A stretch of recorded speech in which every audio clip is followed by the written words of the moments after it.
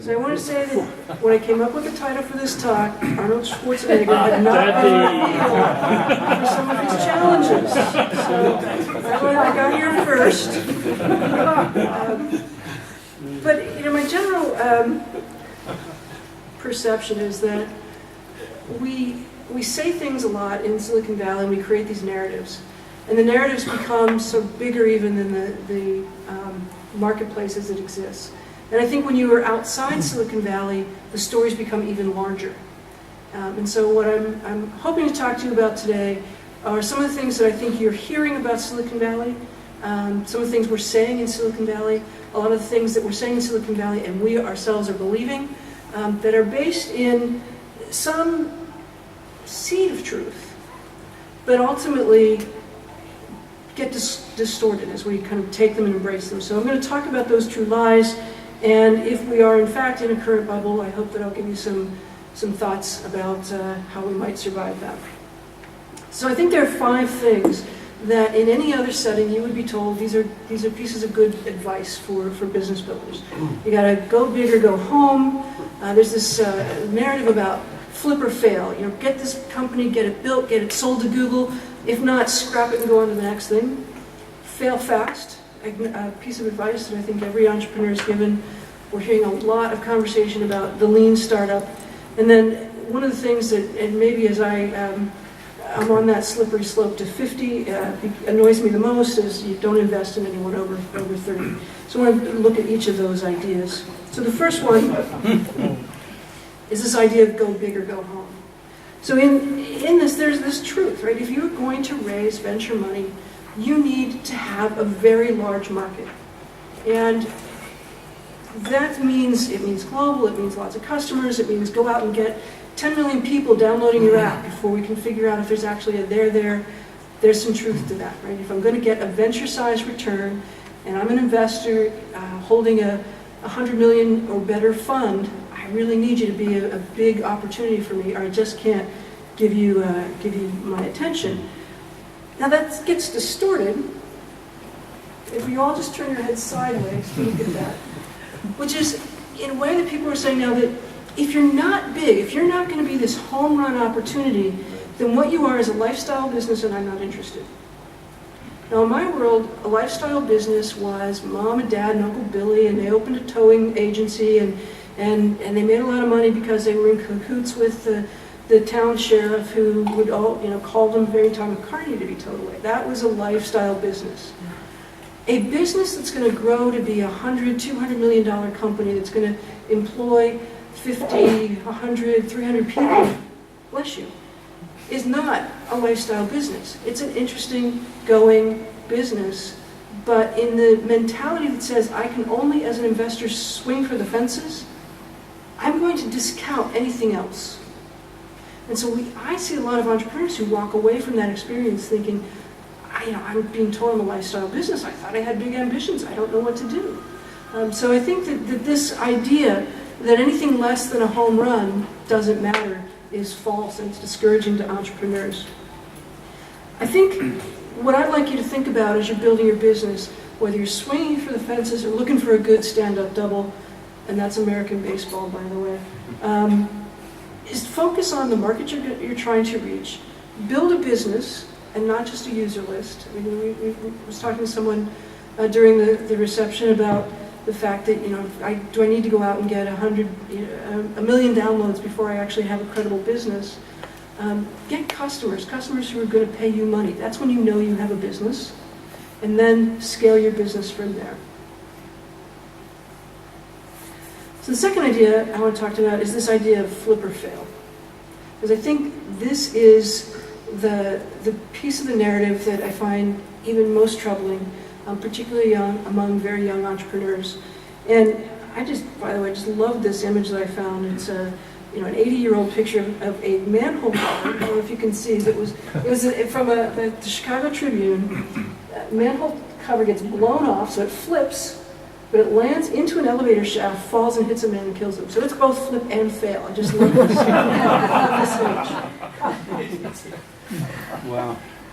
So flip or fail has come to mean, let me go try to build a business, create a story around it, get people excited, get some seed super angels to get excited and hype it even more, and then see if I can get this thing sold to Twitter, Google, Facebook, some other company in about 18 months. And if I can do that, I will be a successful entrepreneur. Or I fail. And if I fail, I should just scrap the business, go home, try something else. Because I've got to be a successful entrepreneur before I hit 30, or obviously no one will invest in me ever again. The question I would ask these individuals is, are you an engineer or are you an entrepreneur? Because flip works, I think. If you are setting up a business, and I use that term loosely, to be outsourced R&D for what you think Twitter, Facebook, Google, whomever wants to buy. And that's great engineering potentially, but it may not be great business building or great entrepreneurship. So in that context, I would advise you, be the entrepreneur. Because there are too many variables in the flip-fail scenario that you can't control. Be an entrepreneur, build a company, and if you build a great company, you'll get your liquidity. But I think we focus on the liquidity first before we focus on the company building in the common narrative that's part of Silicon Valley today. So this is the idea of fail fast. The entrepreneurs in the room, you've heard this, right? You've got to fail fast, right? And there's a lot to be said about that. I mean, mistakes are the experience, which is the experience you get when you try to do something. You don't get what you want. That's experience. If you're not learning from your experience, then that's failure. The idea here is to quickly identify where you're falling short and make adjustments.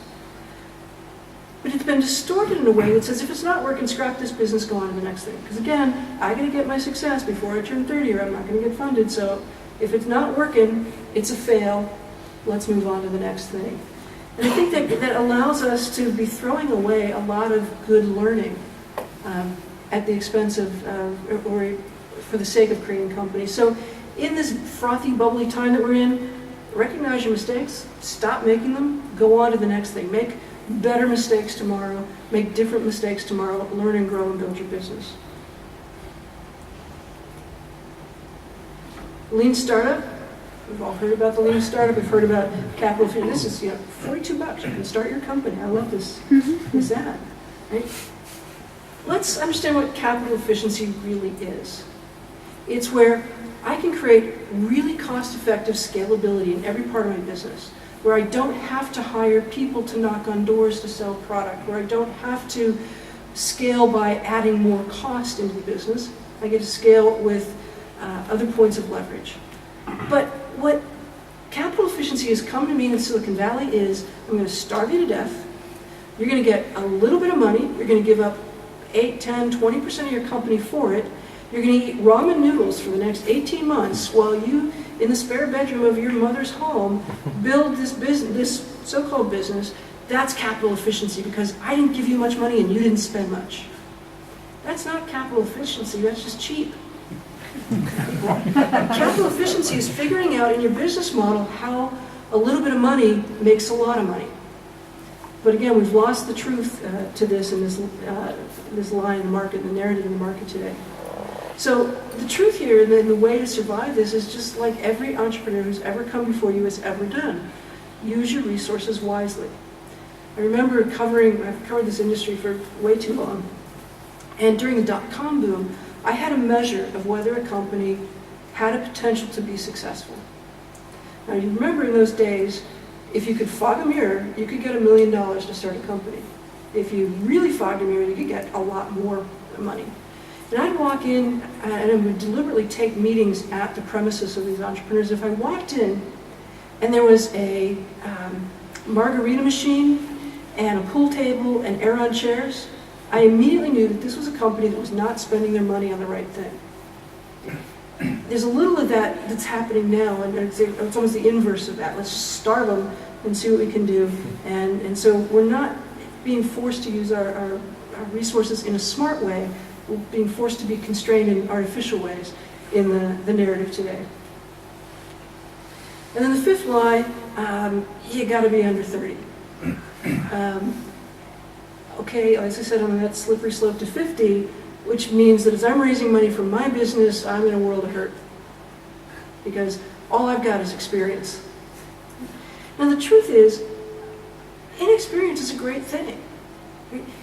A young entrepreneur, somebody just out of engineering school or business school, who doesn't realize that it's not possible, will go do the thing that's possible.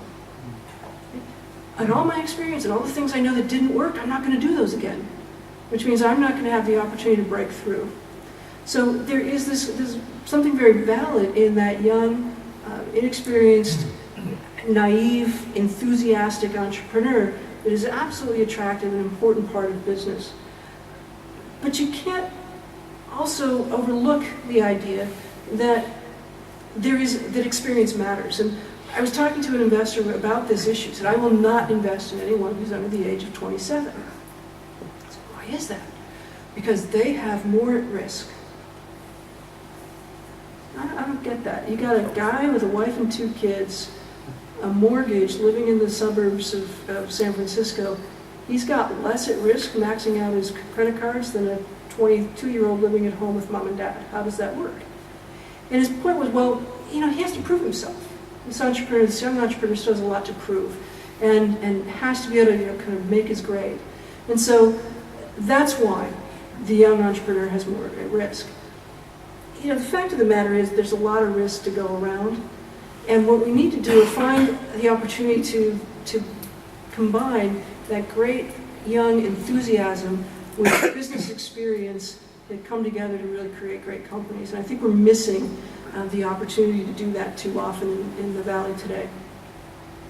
So if we're going to survive the bubble that we have today, I think they're really simple words of advice. Build a business, not a product. I would say today that 80% of the companies that I see are coming in talking about a product or a feature, and then forgetting to talk about how they make a business of it. So think about what business you're building. Build it for the long run. If you really want to position yourself as an entrepreneur, you want to build a company, build a great company, and you will get the liquidity that will reward you for that. And by the way, liquidity is different from exit. And we're talking about what's your exit, which means you're going to leave the business. Maybe that's true. What you really want to do is find a way to pay back your investors so you can go build the business you really want to build. So think about it as in terms of liquidity, not exit, and build it for the long term. You got to learn fast, and you got to fix your mistakes faster. Speed is everything today in this very noisy market. So looking at how you can recognize the places your business is going a little sideways, pulling it back, and really driving forward, fixing your mistakes and moving on, learning quick. In this case, failing fast, fixing fast is vital to today's business environment. Be smart about your resources. Whether you're funded with money you found in the sofa cushions or a super angel, you've got to use what resources you have and recognize that it's the constraint of resources, time, money, people, that make you innovative. You have all the money in the world, all the time in the world, all the people in the world. You're fat, dumb, and happy. It's when you don't have funding, it's when you don't have time, it's when you don't have the people, and you have to figure out a way to work at it. That's when you become disruptive and innovative. So for all of you that are waking up in the middle of the night with your guts in a knot because you're not sure how you're going to make payroll tomorrow, that's a great thing. You've got to remind yourself of that, because that's what's going to make you innovative. It also helps you go back to sleep. It may be a total lie what I just told you, but it will make you go back to sleep. And then build the right team. Mix that experience with the youthful enthusiasm. Mix engineering talent with business talent. Go into the markets and find your customers and bring them into your team in some fashion, because those are the kinds of things that are going to let you build the right business for this kind of time. So those are the things I wanted to share, just as I think hopefully tickle your brain a little bit, get you thinking, or running for the room for another beer. Let's have a conversation. Chris, there's probably one more driver there, and that was the global economic crisis has brought about a lot of this change, do you think? Yeah, I think that's where you get a lot of the the lean startup. Again, where I think there's a lot of validity to lean startup as a concept, but where it's used as a lever to say, and you, dear startup, aren't going to get funded, and I'm only going to fund you to a little bit, and we can't. There's a lot of smoke and mirrors in the valley. You know, if nothing else, we know how to market stuff and we know how to spin stuff, right? So imagine, if you will, this VC whose fund is 7 to 10 years old, who has to go talk to his LPs about why it hasn't returned, when the markets have crashed and they have no more money to invest in the next fund. Suddenly, lean startup capital efficient sounds really good, doesn't it? Look what we're doing to our companies. We're really putting it to them to be capital efficient. So, yeah, the last decade have been really challenging for the venture community as an asset class has underperformed anything else. So there's a lot of spin around that. We certainly can't ignore the fact that we're still in a very challenging market. But I also think it's a great time to start a business. If you go back and you look at the Fortune 500, 50+% of those businesses in the Fortune 500 were started in a recession or depression. So, this is tough times. Again, constraint leads to innovation. So I think, as much as we'd like to feel a little bit better about the economy, maybe we can at least say, great, it's making us be more innovative. Sorry, what percentage did you say? It's over 50% of the Fortune 500. That's just average. So 50% we started in bad times. Oh, 50% come on! I knew in the good mathematician. As soon as it came out of my mouth. It was 57.4%. 72% of all statistics are made up. If you say them with assurance.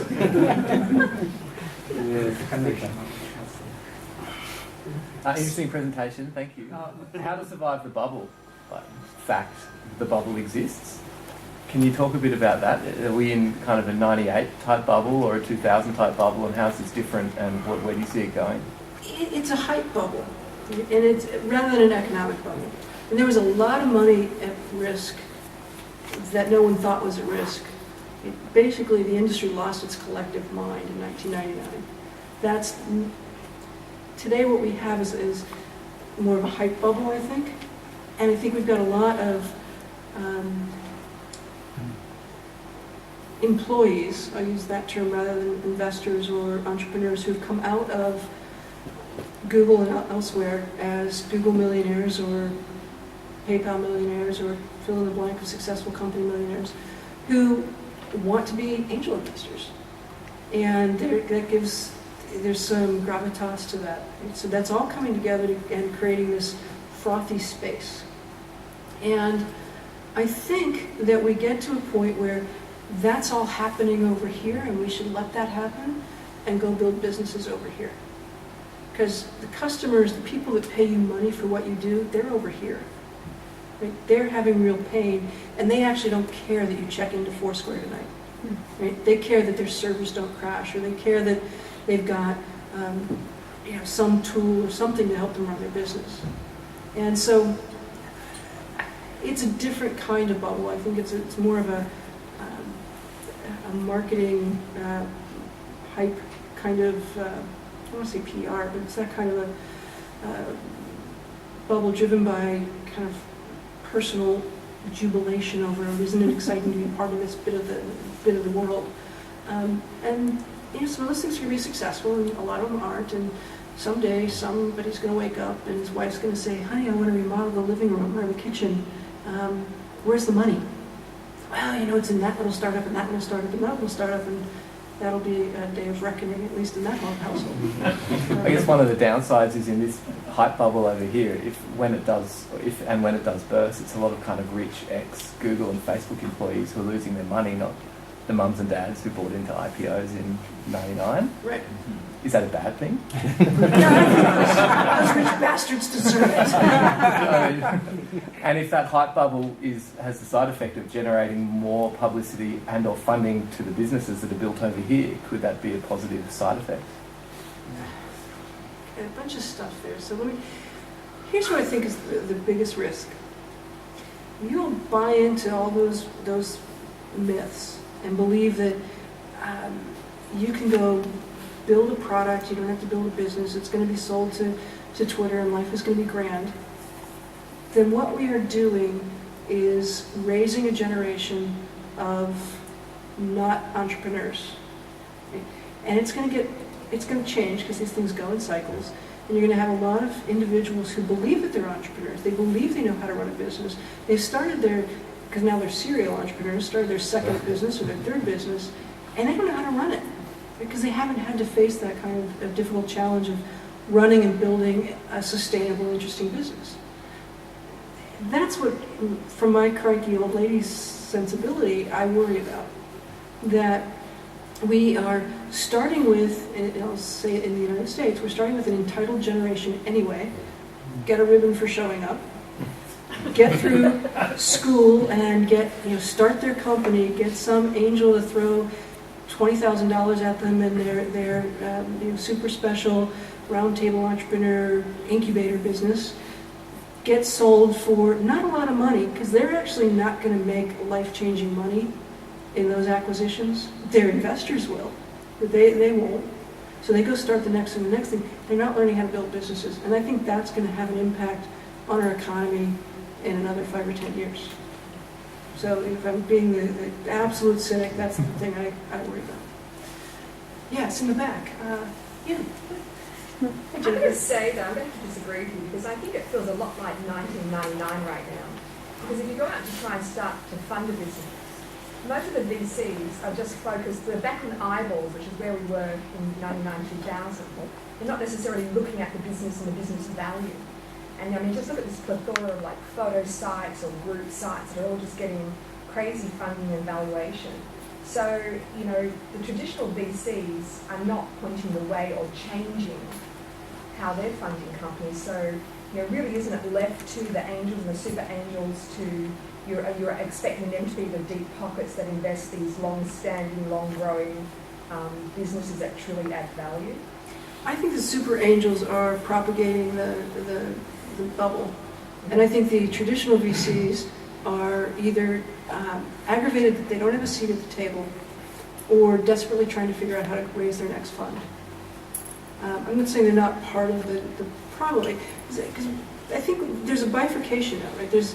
There are true seed investors and super angels who are putting a little bit of money to work in what I think of as cheap due diligence often for these companies. And then there are the institutional investors of the traditional VCs who are saying, well, come back to me when you have taken more risk out of the deal, which translates typically into your first 1 million downloads or some measure of that sort. And yeah, I do worry when the measure is we're going to do this all in advertising some way. Because I've been in publishing for almost 30 years. Advertising's a hard business. And it is changing, but it's still a hard business. It requires aggregating a big audience, and now even bigger because you think, what is it, we have 800 million people on Facebook, so to have a reasonable grasp, a capture of the market to be an interesting consumer play, you've got to somehow grow to 100 million companies, 100 million users really quickly. That's hard. And I don't think those kind of models get... they don't fully understand the brand marketer, they don't understand the advertising agency issues. All those businesses are in a world of hurt. So in that regard, I think we are kind of 1999, where we're counting on a business model that's now even more challenged than it was a decade ago. I'm not seeing anybody fund a business model right now. They're all just funding eyeballs again, like Instagram, 3 million users in X, 2 months or whatever they've got, right? So there's no business model there. So the VCs are back funding eyeballs again, not business. I don't concur with that too. My recent experiences with VCs in the local and some US is that we come in and say we were having looking to build a very strong cash business, which would have significant revenues in the first 12 months. And eyeballs are glazing over until you mention how many consumers would be running through our business, and they're all excited. So, I want to build I'm a traditionalist in that sense. I'd love to build a good, strong cash business and never have to IPO if I don't have to. to make an exit for my investors. But at the same time, from the traditional VCs I'm getting out there is, I completely agree with you, is that the same response, is that they're completely uninterested in large revenues and totally focused on large consumer base. Yeah, No, we try to make sense of it out here too. well, I mean, and the reason we all scratch our heads is it doesn't make logical sense. So going back to one of your early slides, will a VC invest in something that they do not think will turn out to be $1 billion company? There may be a VC who will do that, but you're going to have a hard time finding it. Well, so, but I mean, and that is the role where the super angel actually can come into that gap.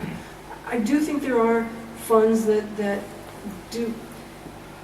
You know, there's a fund like the Alsop Louis fund where their investment thesis is everything we invest in has to have in their mind the potential to return the entire fund. So their first fund was $78 million. If we put $500,000 into your business, you have to have the potential to return $78,000 for that, or $78 million for that amount.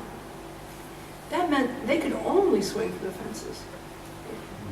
There are other funds that are coming in with different perspectives, and you know we'll see. The problem is when you get these multi-billion-dollar funds that were raised on the last bubble and are still kind of working their way through the system.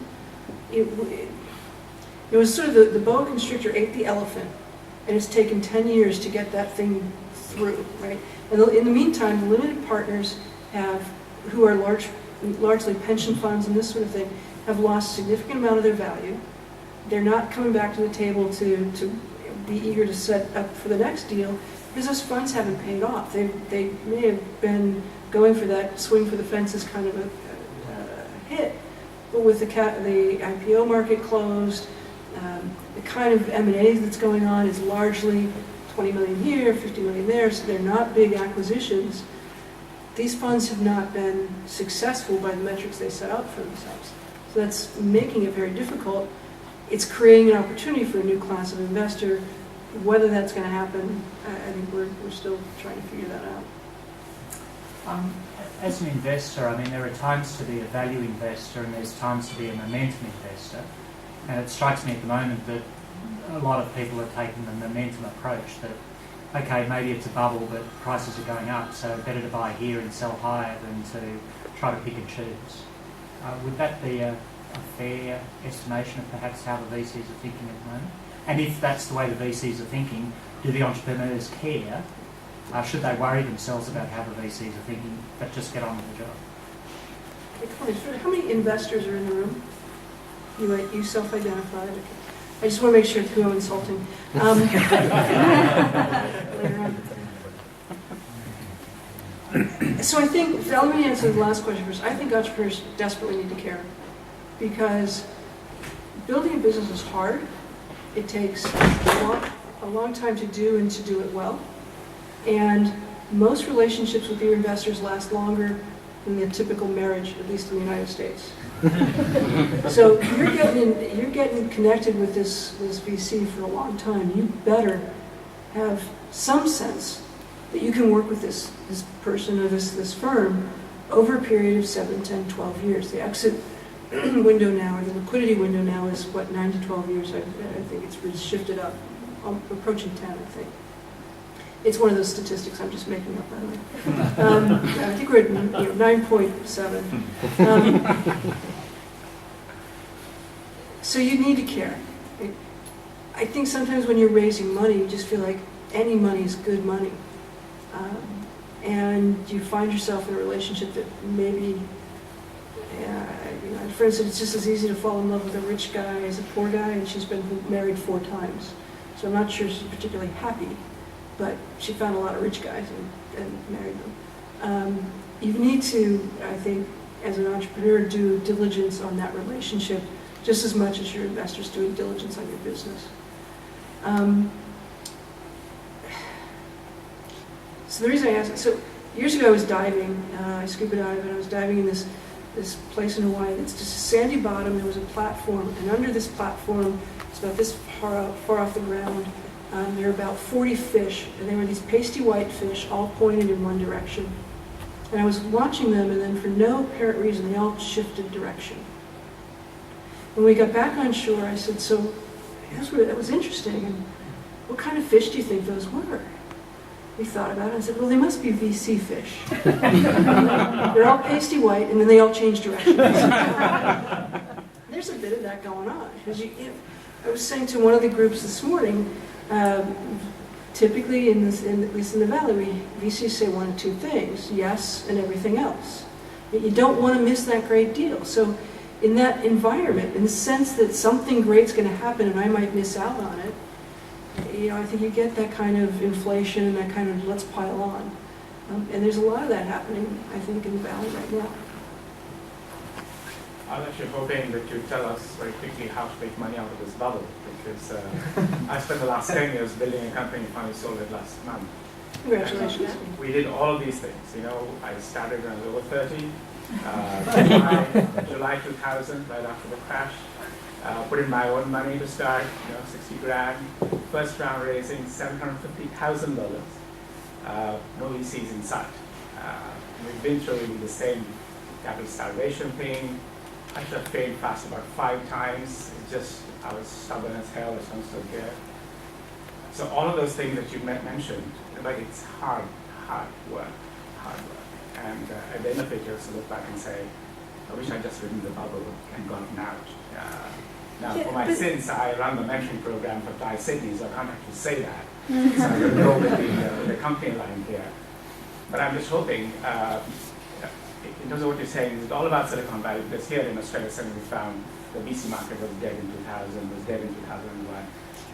Woke up. Still dead to so this day. I just gave up, and we rose, raised a grand total of $4 million, competing, the global payments company, which had raised $100 million in its first round, and we were compared. So that was our achievement. We had revenues, we had clients, people who missed us, we went international. But at the end of the day, I think, God, that was a bloody long road and a lot of work. But it was a real business, we were in profit and all that kind of stuff. So can you just give us 3 tips on how to ride the bubble? Because then I'll do that, I can do it.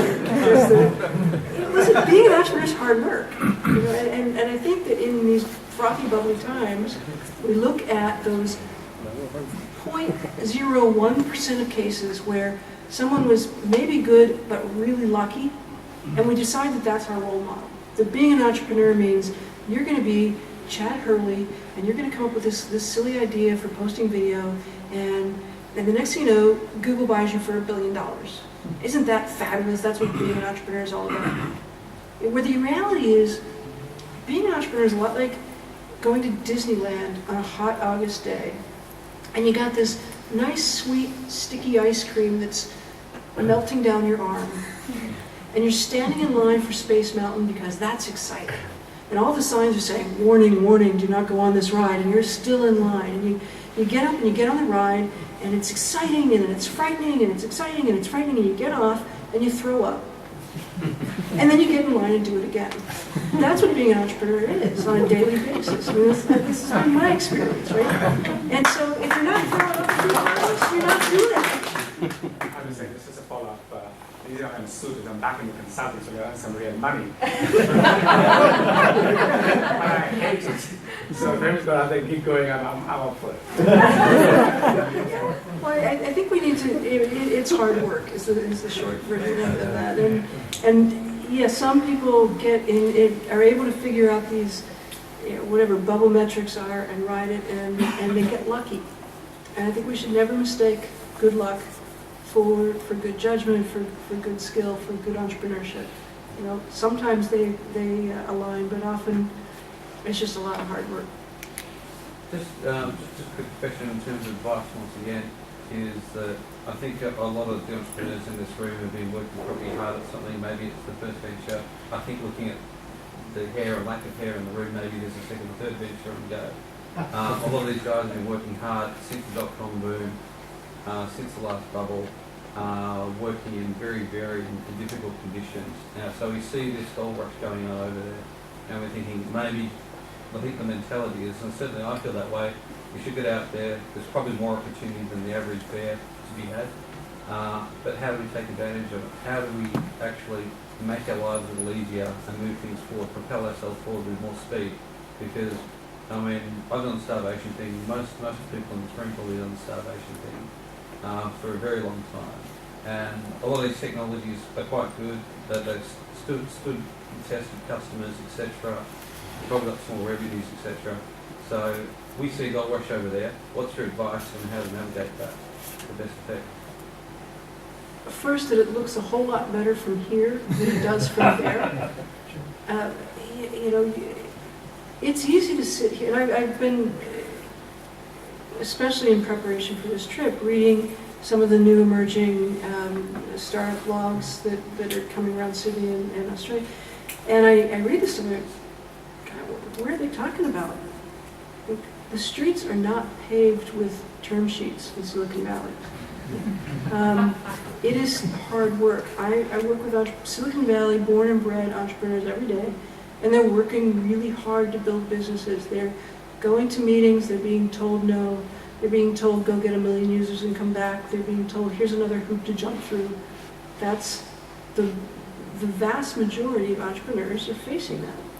They're fighting and scrapping over the best engineers because it's hard to hire. There are a lot of resources that are plentiful. You want to find an incubator or some spare office space or something of that sort. You want to find a wannabe mentor. I'd be careful, but yeah, if somebody's got a shingle that they're hanging out and they're going to help you be successful, or so they say. But it's still hard. I mean, it's hard to build a good, meaningful business. And from a distance, it all looks bright and shiny, but when you get up close, not so much.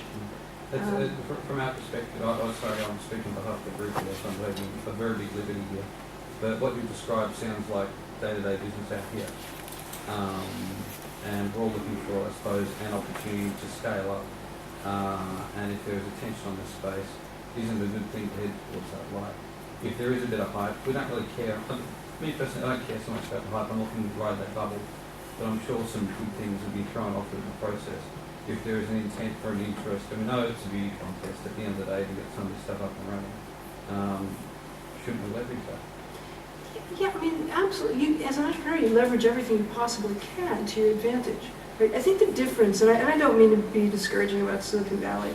I travel all around the world. I think some of the best businesses I've seen in the last few months are not businesses that are being created in Silicon Valley. And I'm talking about businesses that have the opportunity to grow and scale and do important things in the marketplace.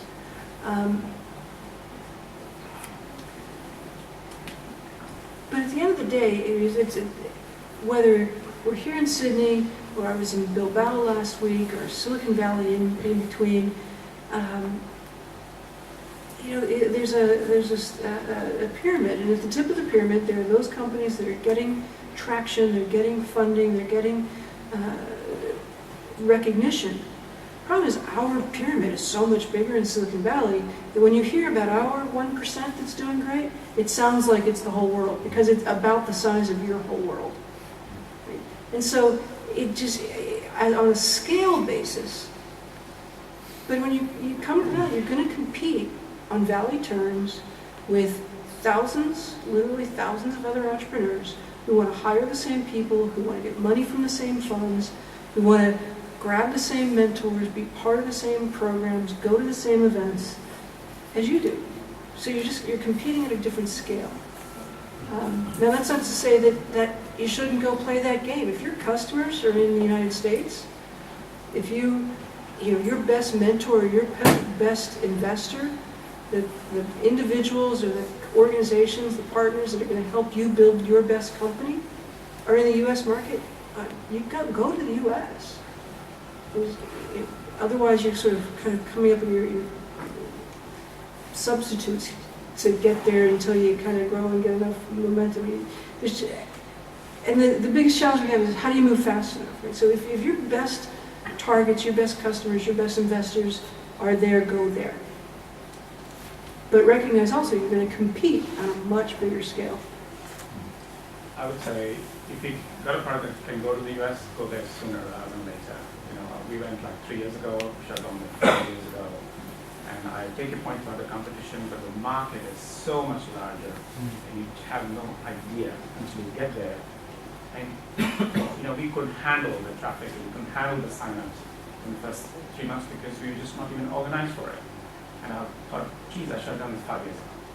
And we just didn't have enough money. I thought I needed $2 million to go into the US with. I went down to maybe $200,000 because that's all I could scale up from my investors. That almost killed us. Like, I wish I'd gone much earlier. It's just the size is so different.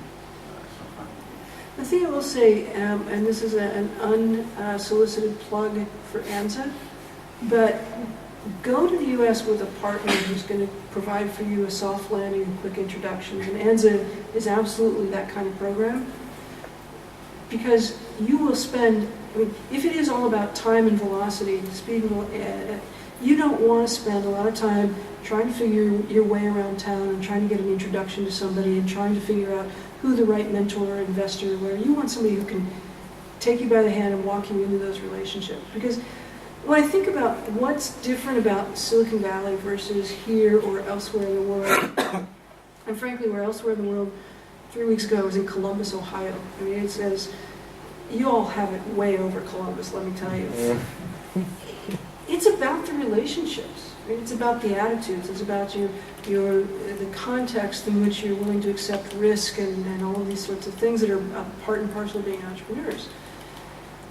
The thing that ANZA can give you is not just a soft landing, but access to all those relationships so that you hit the ground running.